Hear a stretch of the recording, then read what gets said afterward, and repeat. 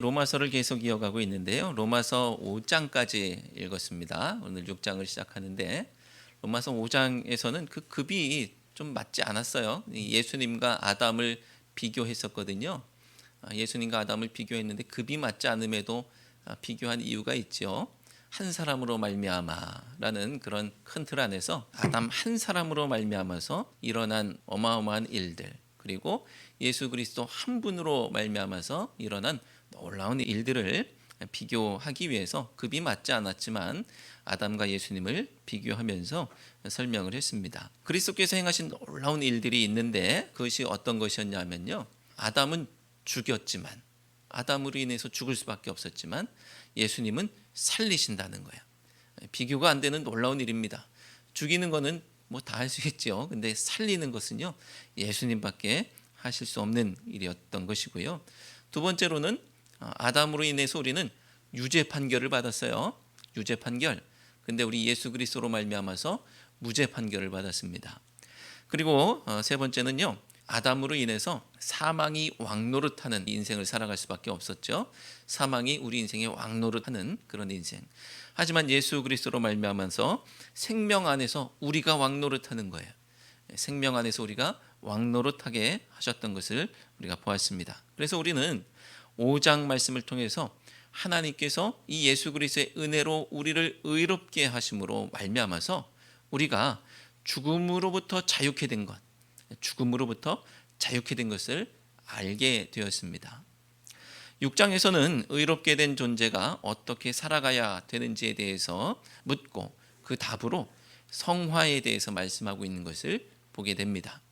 6장에서는 우리가 구원받았는데, 새 생명을 얻었는데, 의로운 존재가 되었는데 어떻게 살아갈 거냐? 성화다라는 답을 주는 것이죠. 그래서 우리는 6장을 통해서 하나님께서 우리를 의롭게 하심으로 인해서 죄의 세력으로부터 자유케 하신 것을 보게 될 거예요. 5장에서는 어디에서 자유케 됐어요? 죽음에서 자유케 되었고요. 6장에서는 죄의 세력으로부터 자유케 되는 것을 보게 됩니다. 1절에서는 두 절 앞에 있는 이 5장 20절 말씀에 있는 것을 패러디해서 교훈을 주고 있습니다. 5장 20절 말씀을 먼저 읽어야 되겠죠. 함께 읽겠습니다.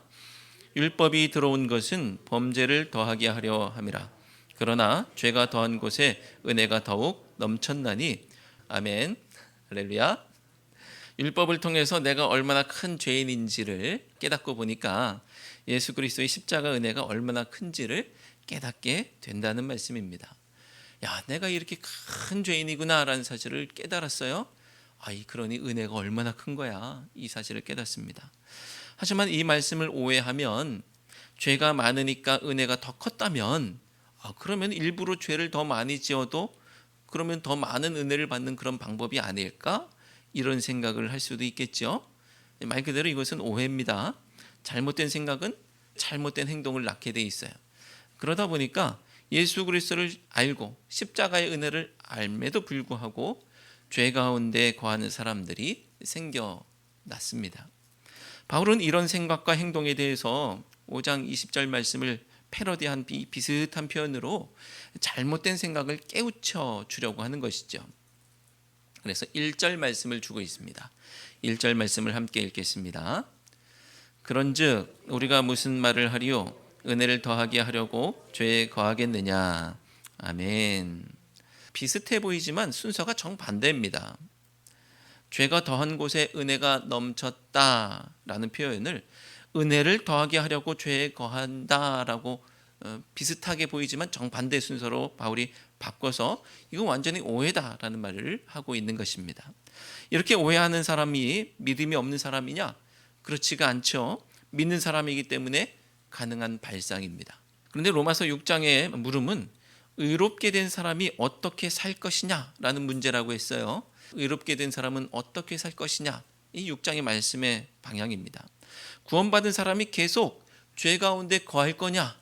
이것은 은혜를 더하는 방법이 아닐 뿐 아니라 하나님께서 구원하신 그 백성이 살아나가는 방법으로 기대하시는 모습이 아니라는 거예요.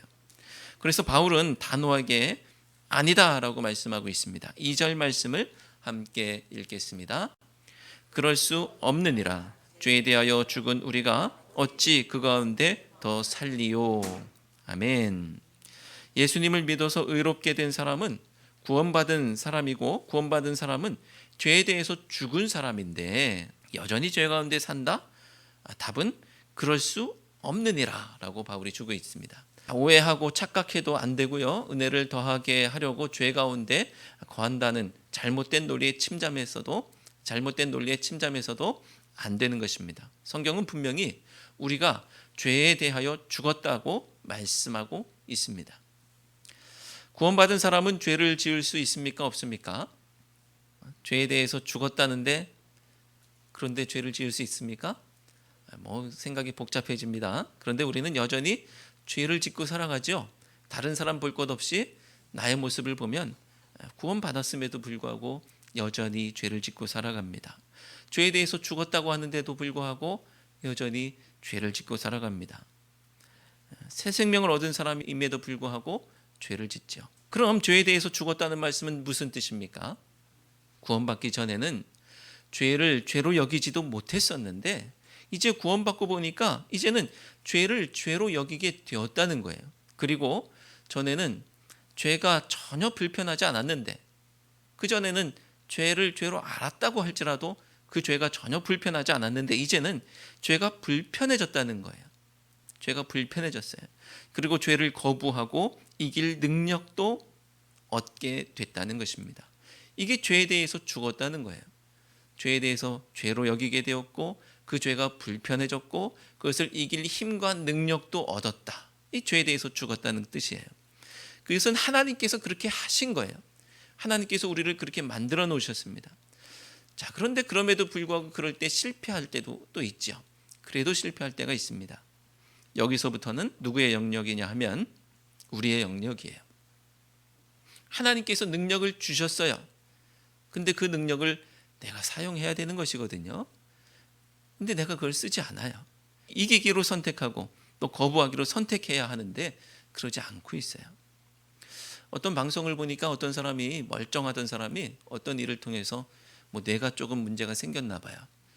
전혀 움직이지 못하는, 거동하지 못하는 모습을 보았습니다.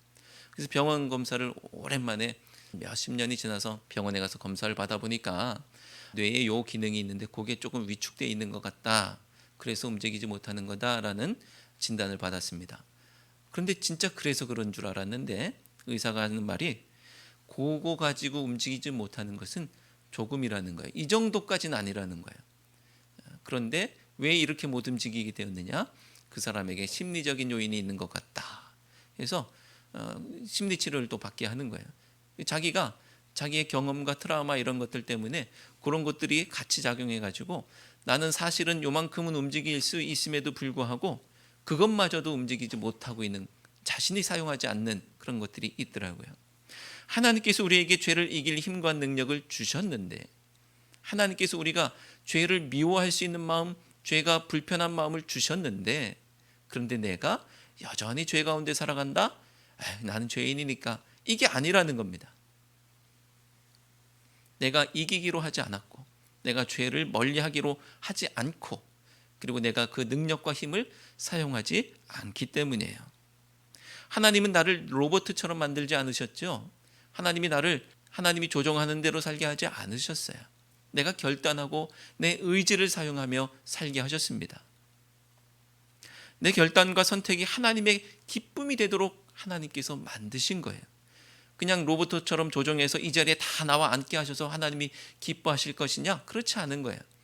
내가 사용할 수 있는 여지를 만들어 놓으셔서 내가 주님을 위하여 내가 선한 의지를 사용하고 결단하여서 주님 앞에 예배하게 하시는 것, 하나님께서 그것을 기뻐하시더라는 것입니다. 바로 이 지점이 새해를 맞는 우리가 신앙적으로 도전받고 나아가야 할 방향이죠. 내가 내 의지를 사용하여서 하나님 앞에 더 가까이 나가겠다. 내가 내 의지를 사용해서 내 힘과 능력을, 주님께서 주신 그 능력과 힘을 사용하여서 죄를 멀리하고 하나님의 일을 더 사모하며 그렇게 나가겠다라고 결단하는 우리 모두가 되시길 바랍니다. 우리는 죄에 대해서 죽었습니다. 그러니 어찌 죄 가운데 더 살겠습니까?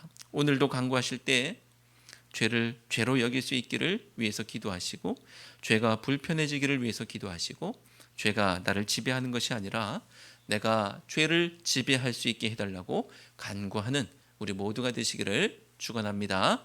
우리는 1절 2절 말씀을 통해서 우리가 죄에 대해서 죽은 존재라는 것을 확인했습니다.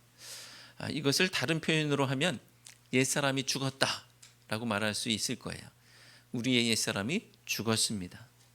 우리가 예수님을 믿었을 때 일어나는 여러 가지 일들 중에 하나가 바로 죽는 거예요. 내가 예수님 믿으면 죽습니다. 옛사람이 죽습니다. 그 죽음은 세례를 통해서 극적으로 묘사되고 있고, 나와 사람들에게 내 죽음의 표로 증거되는 것이 바로 세례. 하나님께서 너 죽었다라는 표를 세례로 주신 거예요. 세례는 이 로마서 말씀을 통해서 우리에게 의미를 알려주고 있는데요, 가장 가볍게 말하면 기독교인이 되는 통과 의례, 기독교인이 되는 통과 의례가 바로 세례예요. 야, 네가 기독교인이야? 라는 것을 어떤 것으로 아느냐? 저 세례 받았습니다 라는 것을 통해서 저는 기독교인입니다, 하나님을 믿습니다, 예수님을 믿습니다, 저는 이제 이 방향으로 하나님 뜻대로 살기로 했습니다 라는 것을 증거하는 거예요. 나 교회에 등록했어, 이게 아니고요, 세례 받았어, 이것이 기독교인이라는 뜻이에요. 그래서 등록한 사람은요, 신자라고 말하지 않고요, 구도자라고 합니다. 교회 등록하면 구도자가 되는 거예요.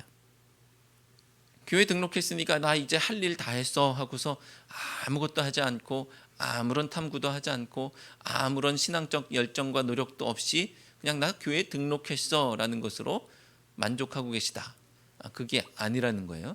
그건 끝이 아니고 시작이에요. 교회 등록했으니까 끝, 이게 아니고요, 교회 등록했으니까 이제 열심히 시작해보자, 이게 되는 겁니다. 자, 그리고 기독교의 진리에 대해서 열심히 탐구하고자 하는 마음이 교회 등록했다는 뜻이에요. 이제 탐구해보자. 그리고 비로소 이 탐구의 과정을 마치고 진리가 믿어질 때 우리는 믿음을 고백하고, 내가 몇 개월 동안 또 몇 년 동안 교회 나와서 예배도 드리고 말씀도 보고 읽고 공부하고 하다 보니 이것이 진리구나라고 결론이 나는 거예요. 그리고 비로소 세례를 받고 신자가 되는 겁니다. 신자, 믿는 사람이 되는 겁니다. 세례를 통해서 옛사람은 죽고 새 사람이 됐다는 것을 선포하는 것이죠. 바울은 여전히 자신의 죽음을 인정하지 못하는 신자들에게 세례라는 죽음 증명서와 같은 것을 내밀고 있는 거예요. 야, 너희들 지금 자신의 죽음을 인정하지 못하고 죄에 대해서 여전히 살아있느냐라고 말하면서 너희들 세례 받았지? 세례, 죽음의 증명서를 보여주고 있습니다. 자신의 죽음을 인정하라는 거예요. 3절 말씀을 함께 읽겠습니다. 무릇 그리스도 예수와 합하여 세례를 받은 우리는 그의 죽으심과 합하여 세례를 받은 줄을 알지 못하느냐. 아멘. 여전히 죄를 지으며 살 수 없다는 것을 말씀하고 있습니다. 죄에 대해서 죽은 사람이 시체가 어떻게 살아있는 것처럼 돌아다닐 수 있느냐? 죽었다는 증명서가 너희들에게 있는데 왜 그러고 있느냐라고 하는 것이죠. 하지만 죽었다고 해서 그것으로 끝은 아니죠. 죄에 대해서 죽었지만 예수 그리스도의 세례와 연합했을 때 우리는 예수 그리스도의 죽으심과만 연합한 것이 아니라 그분의 살아나심과도 함께 연합한 것입니다. 그래서 우리는 세례를 통해서 죽을 뿐 아니라 새 생명을 얻지요. 방금 전에 제가 세례가 죽음 증명서다라고 말씀드렸는데, 세례는 또한 생명, 새로 태어난 출생 증명서도 되는 것이죠. 4절 말씀을 함께 읽겠습니다. 그러므로 우리가 그의 죽으심과 합하여 세례를 받음으로 그와 함께 장사되었나니 이는 아버지의 영광으로 말미암아 그리스도를 죽은 자 가운데서 살리심과 같이 우리로 또한 새 생명 가운데서 행하게 하려 함이라. 아멘. 우리는 세례를 통해서 새로운 삶을 얻고 인생의 방향을 전환하게 됩니다. 이전까지 죄에 대해서 살아있고 죄에 거했었다고 한다면 이제는 거기서 돌아서야 하고, 이전까지 죄에 대해서 죽었던 것을 알지 못했다면 이제 세례를 떠올리면서 이제 죄에 대해서 죽었다는 것을 깨달아야 하는 거예요. 더 이상 옛사람에 거할 수 없음을 고백해야 하고 새 생명이 나를 새 삶으로 이끌어가도록 나를 맡겨야 하는 것입니다. 그 새로운 삶이 무엇입니까? 바로 의로운 삶이고요. 또 다른 말로 하면 거룩한 삶이 되는 것이죠. 7절 말씀을 함께 읽겠습니다. 이는 죽은 자가 죄에서 벗어나 의롭다 하심을 얻었음이라. 아멘. 죽음에서 끝이 아니라 하나님께서 우리를 살리시는 것은 의롭게 살도록 하기 위해서라는 거예요. 의롭게 살도록 하기 위해서 하나님께서 우리를 살리셨습니다. 죄의 종로로 타는 것이 아니라 의의 삶, 거룩의 삶을 살도록 하나님께서 우리를 살리셨어요. 사랑하는 성도 여러분, 계속 죽었다 하면 기분이 나쁘실 수도 있지요. 하지만 우리는 날마다 내가 죽었음을 기억해야 합니다. 내가 죄에 대해서 죽고 옛 습성이 죽고 옛사람이 죽었음을 날마다 기억해야 합니다. 왜 그렇습니까? 죽지 않으면 살 수 없기 때문이에요. 죽지 않으면 살 수 없기 때문에 내가 죽었다라는 것을 기억해야 합니다. 죽어야 사는 것이 바로 기독교의 진리이죠. 세례는 내가 예수님과 연합했다는 표현입니다. 단지 예수님의 죽으심뿐만 아니라 그의 살아나심과도 연합한 것이죠. 죽음에서 끝이 아니라 살리신다는 거예요. 하나님께서 예수 그리스도를 십자가에 못 박아 죽이신 것은 다시 살리시기 위하심입니다. 그런 것처럼 우리를 죽이시는 이유도 다시 살리시기 위해서이죠. 그러므로 세례를 통해서 내가 죽었음을 인정하고 죄로부터 해방되어서 그리스도의 부활에 참여하는 우리 모두가 되어야 할 줄로 믿습니다. 세례가 죽이기 위함이 아니라 살리기 위함이라고 했습니다. 그리고 6장 말씀은 성화, 즉 어떻게 살 것인가에 대한 물음에 답하는 것이라고 했죠. 그 첫째 답은 더 이상 죄에 거할 수 없다는 것이었고요. 더 이상 죄에 거할 수 없다. 두 번째 답은 하나님을 위해서 살아야 한다라는 것이 이 세례의 목적이라고 했습니다. 세례를 이해하기 위해서는 성경이 기록되던 당시 관점에서 생각해 볼 필요가 있습니다. 먼저 이방인이 유대교로 개종하려면 어떤 과정을 거치는지에 대해서 살펴보는 것이 도움이 되는데요. 맨 처음에 유대교의 진리에 대해서 관심이 있다는 것을 표현하는 단계가 있습니다. 이게 교회로 치면 등록하는 것이죠. 그리고 그 다음으로는 믿음이 있다는 것을 표현하는 단계. 나 이제 믿음이 있습니다라는 것을 표현해요. 유대교에서는 당연히 할례를 받아야 되겠죠. 교회에서는 세례를 받지만 유대교에서는 할례를 받습니다. 여기서 끝이 아니라 다음으로 더 필요한 과정이 있었는데 그것이 바로 개종자의 세례입니다. 개종자의 세례. 유대교의 입장에서는 이방인들은 깨끗함을 받아야 하는 대상이었기 때문에 죄와 더러움을 씻어내야 했던 것입니다. 할례 가지고는 부족했다는 거예요. 그렇기 때문에 유대교에서 세례는 원래 이방인을 위한 것입니다. 그런데 세례 요한이 유대교가 생각하고 있던 세례의 개념을 무너뜨렸던 거예요. 세례 요한이 나타나서 세례 받으라는 거예요. 무슨 세례? 이건 개종자의 세례가 아닙니다. 세례 요한이 베풀었던 세례는 회개의 세례. 그죠? 회개해라 하면서 세례를 베풀었죠. 개종자의 세례가 아니고 회개의 세례를 베풀었다는 것은 무엇을 의미하느냐 하면 세례의 대상이 유대인도 포함된다는 거예요. 세례 요한이 베풀었던 회개의 세례는 이방인뿐 아니라 유대인도 그 대상이 되는 겁니다. 그럼 유대인들이 싫어할까요? 싫어하죠. 당연히 싫어하죠. 우리는 할례 받은 백성인데 감히 우리한테 세례를 받으라고 하다니, 이방인들이나 받는 그 세례를 우리한테도 받으라고 하다니 하면서 싫어하는 거예요. 그들의 생각을 우리가 이해할 수 있는 언어로 해석하면 이렇습니다. 그들은 씻어야 할 더러움이 없고 죽었다 살아야 할 죄인도 아닌데 왜 내가 세례를 받아? 이런 겁니다. 너희들도 세례 받아야 돼 라고 말하니까 기분이 나쁩니다. 그때 예수님께서 친히 세례 요한 앞에 나오셔서 어떻게 하셨어요? 세례를 받으셔요. 예수님께서 친히. 그리고 공생의 사역을 마치시고 대사명을 주시는데 예수님께서 주시는 대사명 가운데 무엇이 있습니까? 세례를 베풀라라는 것이 있죠. 그리고 베드로도 성령 강림 사건 후에 첫 설교에서 회개하고 예수 그리스도의 이름으로 무엇을 받으라고 했어요? 세례를 받으라고 했습니다. 그렇게 죄사함을 받으라고 한 것이죠. 곧 죄로부터 자유하라고 선포했던 것입니다. 세례는 이제 내 멋대로 나를 위해 살지 않고 하나님을 위해 살겠다는 고백이에요. 마음대로 죄 지으면서 살겠다는 것이 아니라 하나님을 위해서 살겠다는 고백, 그것이 바로 세례였던 것이죠. 왜냐하면 내가 세례를 통해서 연합한 예수 그리스도께서 그렇게 하셨기 때문입니다. 10절 말씀은 예수님이 죄에 대해서 죽으셨고 하나님을 위해 살고 계시다고 합니다. 10절 말씀을 함께 읽겠습니다. 그가 죽으심은 죄에 대하여 단번에 죽으시며 그가 살아 계심은 하나님께 대하여 살아 계심이니. 아멘. 예수님은 죄에 대해서 죽었고요, 이제 하나님을 위해서 사는 사람, 그런 존재였던 것입니다. 11절 말씀은 우리도 예수님처럼 죄의 권세에서 벗어나 하나님을 위해서 살아야 한다고 말씀하고 있습니다. 함께 읽겠습니다. 이와 같이 너희도 너희 자신을 죄에 대하여는 죽은 자요 그리스도 예수 안에서 하나님께 대하여는 살아있는 자로 여길지어다. 아멘. 사랑하는 성도 여러분, 세례는 더러운 것만 씻어내면 되는 개종자들의 것만이 아니라 모두가 다 죽고 다시 살아야 하는 모두의 세례인 것입니다.